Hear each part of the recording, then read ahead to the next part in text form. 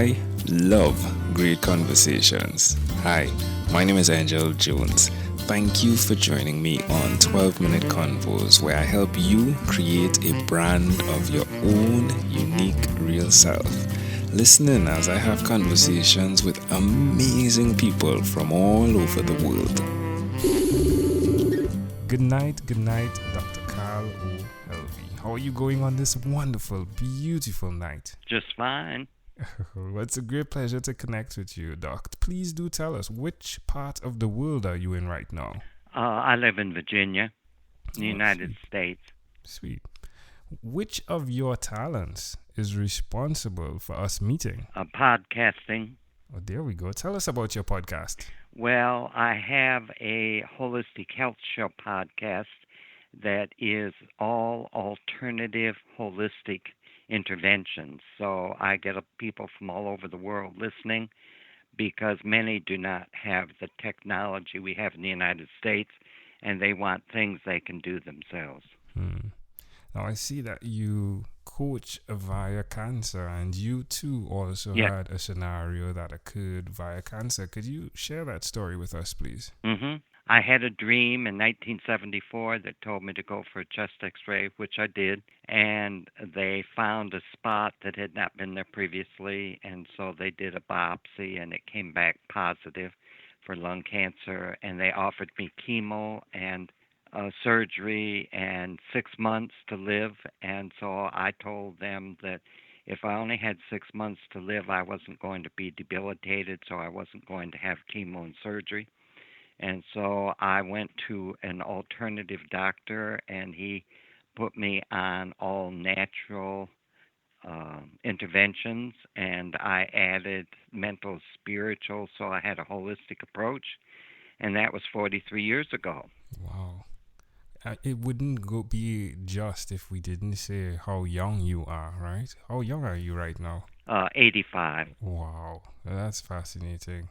So who did you learn this ability to listen to, specifically your dreams? I learned it primarily in a Search for God group that was developed by Edgar Cayce, America's Greatest Psychic, and he developed 2 books, and people meet all over the world and study the material, and they meditate together, and they practice. It's on all of the spiritual disciplines, so it's on things like patience, faith, forgiveness, etc. Why will you continue to repeat these skills? Why would I continue to repeat them? Because they're successful. Anything that's successful, I repeat. It's fascinating. You sound as though you are 45, not 85. You must have been on the mic quite a bit in the past. Did you? Well, I have, as I say, the radio show, and I have a cancer foundation. I do a lot of presentations. Last 2 years, I did about 150 radio, television shows. So I'm used to being, around people presenting. Yeah. You sound great. And people usually guess my age at about 60, 65. They never guess my age, where it is. I think because when you help people and you're passionate about what you do and you enjoy it and you have faith and compassion and you're positive and you eat the right food and you exercise, then you stay young. Have you written any books, Dr. Carl? I've written 9 books, and I've done chapters in 4 additional, including one in Germany on home care. I've done a lot with people in Germany, a lot of research, a lot of conferences, presenting together, and so that's been a nice experience. How was your experience back at that time as a registered nurse, a male registered nurse? I never had any problems except the patients would get confused, and when I was the head nurse at Bellevue, they used to call me doctor, and the female interns they'd call nurse, and I would explain it to them, but it didn't change anything because to them, if you're male, you're the doctor, and if you're female, you're the nurse. I would think so. I would think so. Well, please do tell me one other thing that you've done consistently over the last 3 years, please. And that is to develop the content for my Holistic Cancer Foundation. I have a cancer foundation, a 501c3, and I do a lot of counseling of cancer patients, but I also have developed, and I'm trying to make it fairly comprehensive, a website with resources and interviews and research and uh, my content. And, I'm quite happy with where it's going, but I've got a long way to go yet. So that's why I'll be around till I'm at least 100. Love it. Love it. How does it make you feel? Being the person that is developing this content, how does that make you feel? Oh, it makes me feel very good because I get calls from people that have read it and they have questions. And, I believe that we're here to help each other. And so it makes me feel very good when I realize that people are reading and that they're, and it's helping them with their health journey. Suggest to someone out there, someone who may be just over 60. Let's do how you're sounding and not how old you are, right? Mm-hmm. Not the 85. Someone that may be just over 60 that is thinking, oh, I'm too old. Or I don't have time to do that. Why they should do what you've done, doctor? Well, I think that you shouldn't do anything at my age unless you have a passion. If you're passionate about it, you're going to do well. And if it's just something you do every day to make the money, it's not going to do so well. So if you're passionate about something, do it, whatever age you are, and it will be successful. Love it. Amazing audience. We are live here with Dr. Carl O Helvie. Check him out. You could just type his name and he will definitely pop up. Definitely right there on Wikipedia, but he is doing amazing things. He is hosting his podcast, Healthy Holistic Aging, right? You could check him out there as well. Holistic Health Show. Wow, for the past 7 years. Big respect to what you're doing, my friend. Thank you. Doctor, you're welcome. Let's switch gears for a moment and let me now invite you into my time machine that is surrounded with beautiful, warm, blue Caribbean water. Dr. Carl, what is your earliest childhood memory? I think it was of my sisters and I out at the side of the road waving at the soldiers going by in trucks. Wow. It was the Second World War, and so that's what I remember, first. How old do you think you were? And I was young. I was probably 5 or 6 years old, probably 5 or 6. So you're 5 or 6. Why do you think this memory is so clear? And I think the reason I missed that was because I had 3 brothers in the war. They had already gone, and I missed them, because I was like, no, I'm 5 or 6. I'm sorry. I just missed my brothers being gone. Yeah. Well, can I offer an interpretation to the thought picture you created in my mind? I love the idea of the compassion you showed even as a 5-year or 6-year-old child.